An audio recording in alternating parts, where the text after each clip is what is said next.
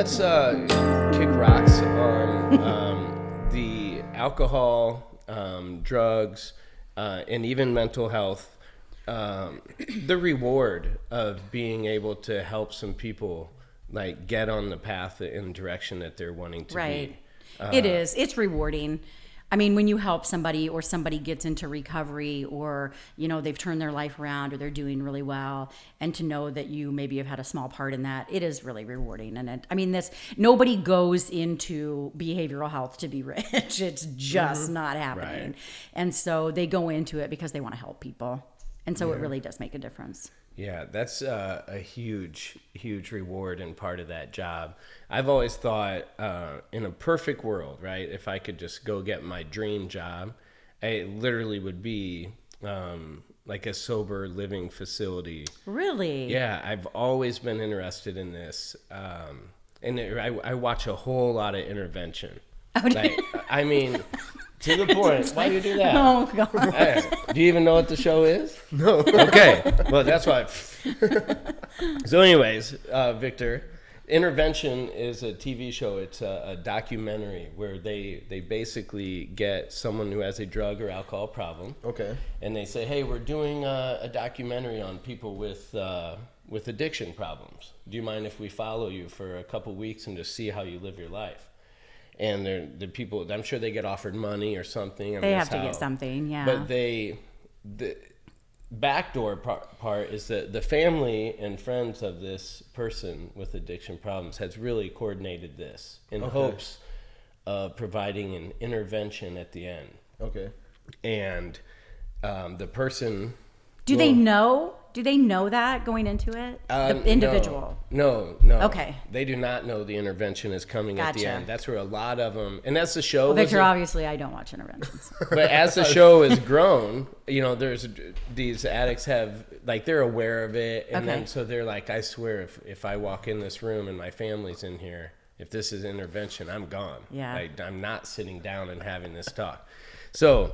it's like old time candid camera type of thing. Yeah, but I mean, this is real people, real feelings, and they're like, hey, they all have like little letters, like Stacy, your behavior has affected me in the following ways, and they share with you, and then the uncle goes, and the mom, and the sister, and then the person decides right now: are you going to leave and go get help, or are you going to choose the life that you've been living? And if you do choose the life you've been living, all of us can no longer be a part of your that is stressing me out. Yes. Thinking about it. I mean, it's a great show, and big I will pressure. Tell you, I know, and the long story short, how much I genuinely love and have this passion and care for this world. People who know me, who have watched, I literally will cry at the end of some episodes of Intervention.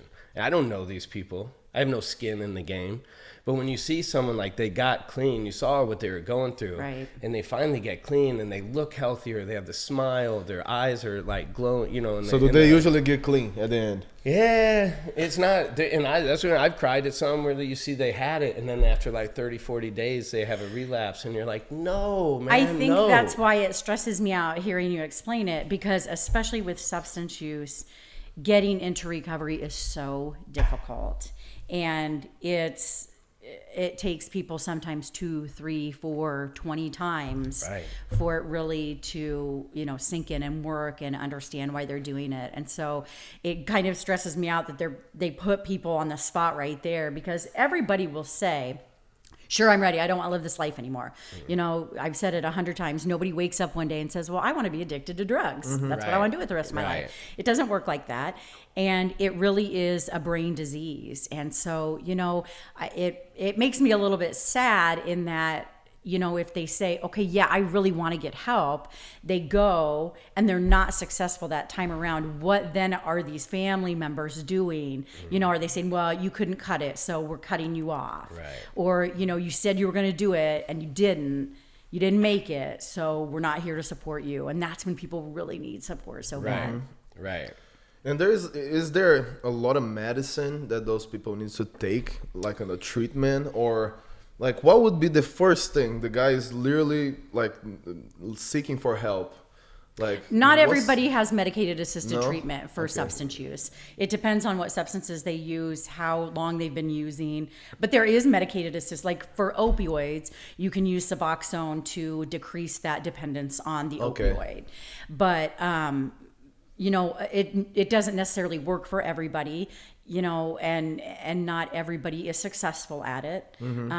We just getting people accepting and into treatment is the first step.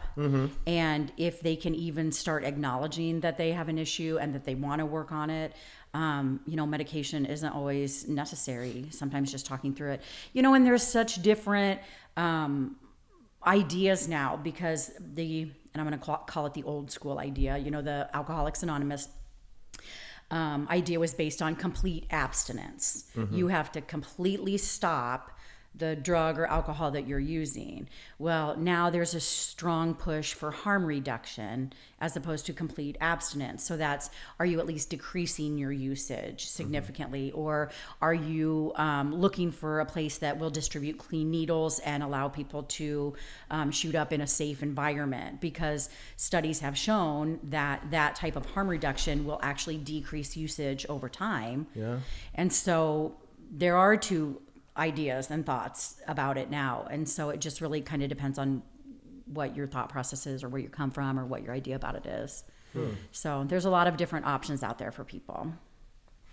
One thing that I've, like, from intervention and friends and family and all that stuff, I think too, at some point when you have battled addiction long enough or hard enough, whatever that individual's experience is, now you start to run into like self-esteem and like belief, and like, okay, I keep telling myself I'm not going to do this anymore, and here I am. Right. Clearly I'm an idiot. I can't freaking do it. Right. You know, and then you start to kick yourself instead of like believing and trying to like, Leanne Corson, I was speaking with her one time, but it's like, the reality is every single person who walks on this earth does have something that they look at themselves and go, I don't, you know, I don't like it, or I wish I was better at, Sure. or I mean, not even that far, but I wish I could do something better, or yeah. Some people fake it better than most. Some people walk around and you think, man, that guy, he's got it all his stuff together. together. Boy, does he figure it out.